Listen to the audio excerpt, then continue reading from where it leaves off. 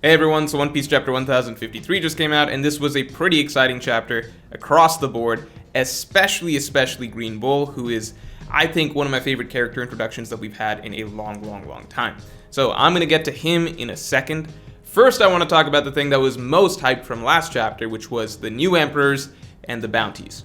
So, with the reveals of the new emperors and the bounties, I don't know if anybody necessarily got this right, because even if there were some joke buggy predictions, I don't know if anybody was also thinking that Luffy, Law, and Kid are going to get the same bounty across the board.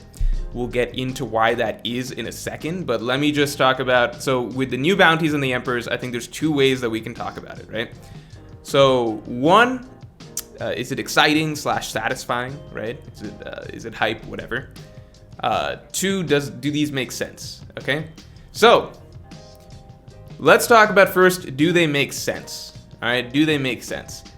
I will say that Buggy might make sense once we start finding out what happened in the last week.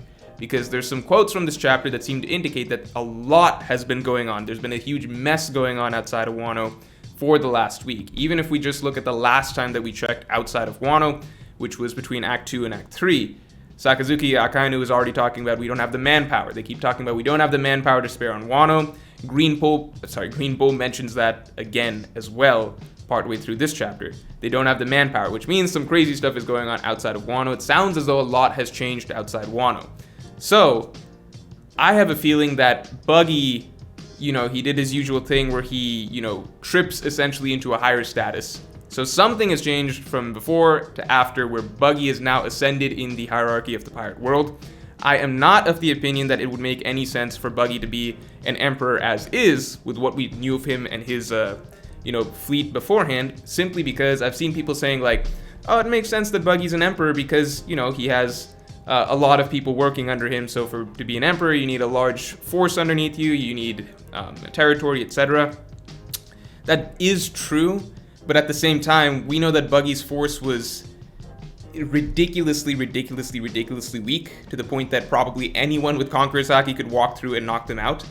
Simple reason being, we know that Buggy himself explained that Hajrudin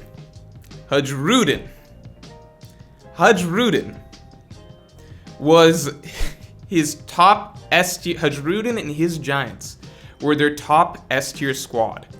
Okay, so think about that for a second. Hajrudin, who Luffy pretty much casually one-shotted scrolling through the Dressrosa Coliseum, right? An absolute joke.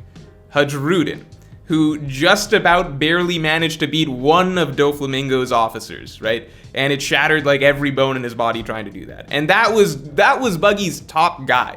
Keep in mind that forget Luffy's main fleet. In Luffy's backup fleet, his grand fleet, Hajrudin doesn't even crack like the top 3 strongest fighters, alright? And Hajrudin and his giant team were basically the S tier squad among Buggy's pirate fleet. So Buggy's not exactly working, like, yeah, he's got numbers, but in the same sense that like Don Krieg had numbers, okay? Like you take out, like it's so, obviously his squad is going to be stronger than Don Krieg's, but I'm just saying that at a certain point, the scale is so irrelevant, a vice admiral could walk through and solo all of Buggy's, pirate fleet for all we know, right? Because Hajrudin was Buggy's top guy, and Hajrudin and his giant buddies left Buggy, so last we saw Buggy, he was basically done for, right? Like, it looked like he had basically surrendered to the Marines and whatever was going on there, and he was trying to skedaddle, escape, whatever. So something changed, right? Something changed where before Buggy was about to be wiped off, him and his fleet were about to be wiped off the face of the earth by the Marines, and now he's being called an emperor. So there's some ideas for what that could be. I'll share those in future videos, but I think whatever the reasoning behind Buggy being an emperor is, it'll probably make sense once we find out what's been going on in the outside world. So, the Buggy thing, maybe not as surprising to me as Luffy, Kid, and Law all having the same bounties. Because that's a tough one to wrap my head around.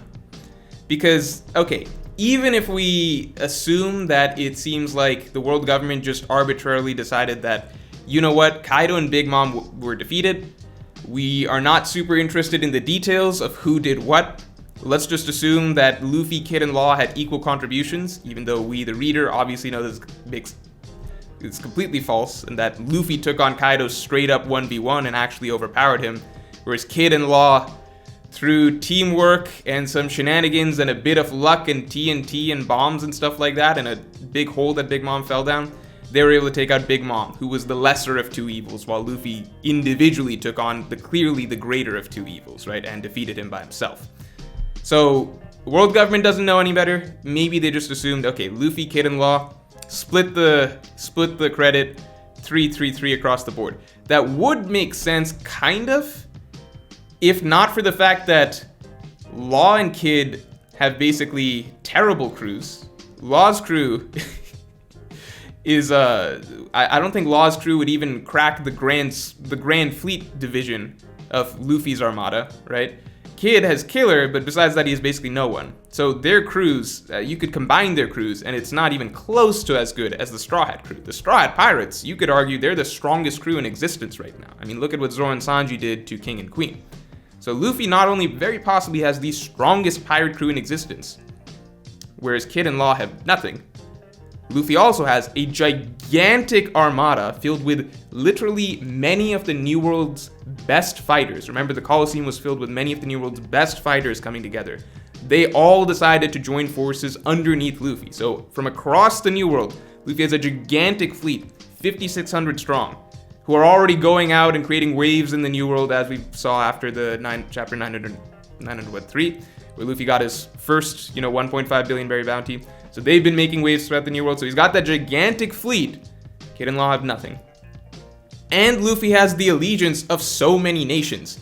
Zou, Wano at this point, obviously. Momonosuke and Luffy has such a strong relationship, so that's obviously Luffy's territory essentially at this point. Fishman Island. I mean, I think it's just, even if the world government mistakenly thought that Luffy, Law, and Kid all deserved equal credit for taking down Kaido and Big Mom, if they mistakenly thought that, then everything else, if that being equal, everything else should rocket Luffy still way, way, way higher in terms of threat to the world government than these two other guys. His crew, his fleet, his alliances, just his resume in general that was being rattled off after Whole Cake Island is so much more impressive than Kid and Law's, even assuming that their feats in Wano were equal. So to me, the fact that they just ended up with 3-3-3, it feels to me like a very forced attempt by Oda to promote this sort of rivalry, when just as the reader, like, looking at it, it seems like a joke. Like, Luffy, Kid and Law could team up and their crews could team up, and it doesn't even scratch the surface of what Luffy's got working on his end, with everybody that's working under him and his own strength and his own legendary devil fruit that he just used to single-handedly defeat the world's strongest creature. I mean, we could go off on a long discussion about that, but to me, it just doesn't feel quite earned, either logically or in terms of, like, doesn't feel very satisfying to me to see that Luffy just ended up with the same bounty as these two other guys. Because to me, that kind of almost diminishes what Luffy just did, in that he did so much and accomplished so much, and these other two guys that were, like, cleaning up downstairs just ended up getting the same accomplishments as him. So for me, the bounty's not, I don't quite love it. I think I would have been totally fine if Luffy had 3 billion as long as Kid and Law were lower, but I think the forced equivalence of it, like the forced equality basically, that rubs me a little bit the wrong way, because I would have loved if Kid and Law had done more, particularly Kid had done more, maybe done more against Kaido or something like that, and then it felt more earned that he deserved the same status as Luffy. But we all read the arc. We know that these two aren't even the same ballpark as pirates as, Straw Hat Luffy. So that's my thoughts on the bounties. In terms of emperors, I think it's hype that we're back to 4 emperors. I think that the fact that, Buggy's an emperor is not necessarily hype or exciting, but again, logically it makes sense with Kid, Law's bounties. I'd say, like, logically to me it doesn't make sense, and in terms of hype, excitement, it's not that hype or exciting for me that they're the same as Luffy. But I think I've talked enough on that. Buggy is a Yonko. I think it's funny, and I think the Yonko system in general probably won't maintain that much longer. But I think I've got a bit of an idea, maybe, of why Buggy might have the status he has now, which I'll share in a future video, so you guys can wait on that. But I think it could be something particularly interesting. Beyond all that, let's talk Green Bull. So Green Bull, I think that since Fujitora showed up, I had I won't say apprehensions about Green Bull. It's not like I was, obviously if Oda wants to make Green Bull similar to Fujitora in terms of being a more, I guess, mild-mannered and honestly a good-natured, kind-hearted person. Oda probably has a good plan for that in the story. But I was pleasantly surprised to see that Green Bull was, in fact, nothing like Fujitora. Green Bull actually really admires and respects Akainu, whereas Fujitora outright disobeys and goes in the face of everything that Akainu stands for. So Green Bull is a hardline, pro-world government, it seems, pro-absolute justice, champion.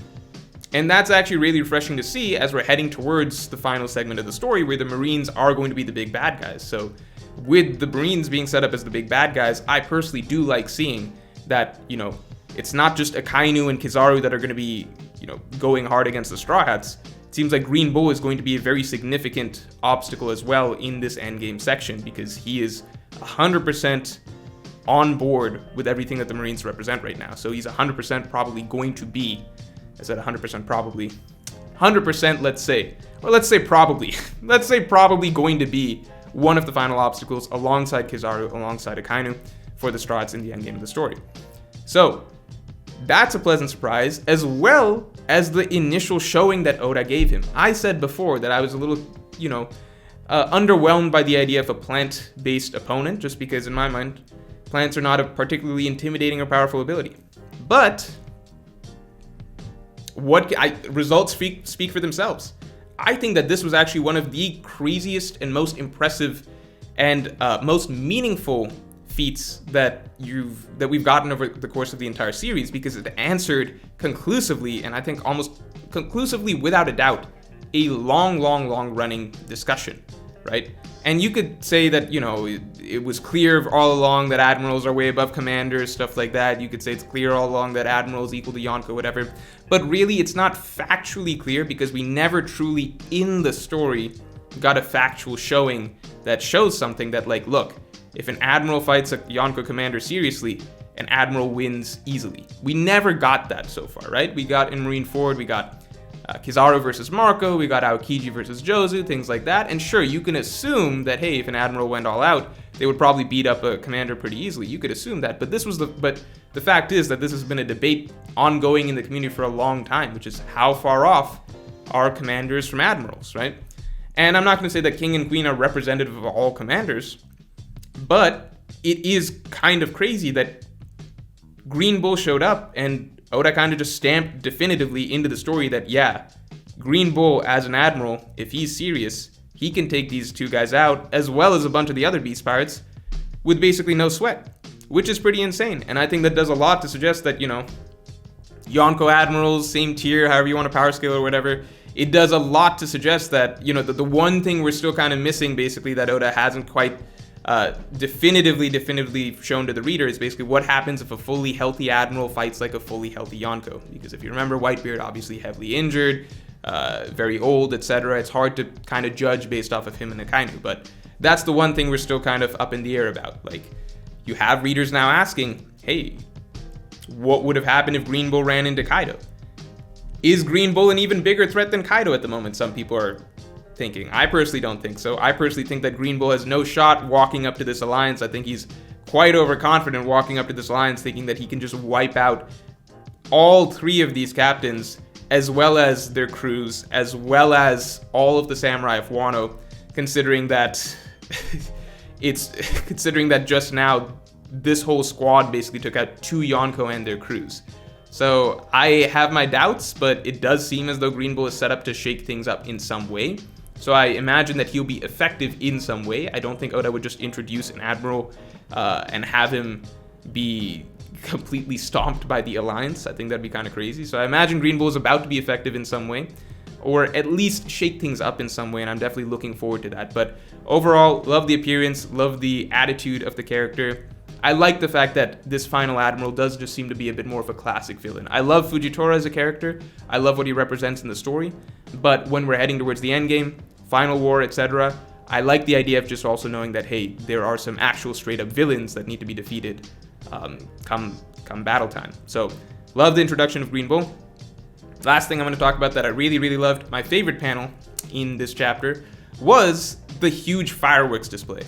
And I love the build-up and lead-up to that. I think that this is definitely Oda was definitely on his game with in terms of comedy with that chef that was basically preparing these dishes and then giving the full outline of everything that has been cooked up, and then just cutting out to reveal that it's just Jinbei there, and which makes sense, it's in character, and everybody else is out celebrating already. So I love the celebration scene. I loved Kid coming at Luffy. I mean, on the one hand, it's hard for me to take Kid seriously because it's this sort of forced fake sort of rivalry thing. Like, he's nowhere close to Luffy. We don't even imagine him to be anywhere close to Luffy.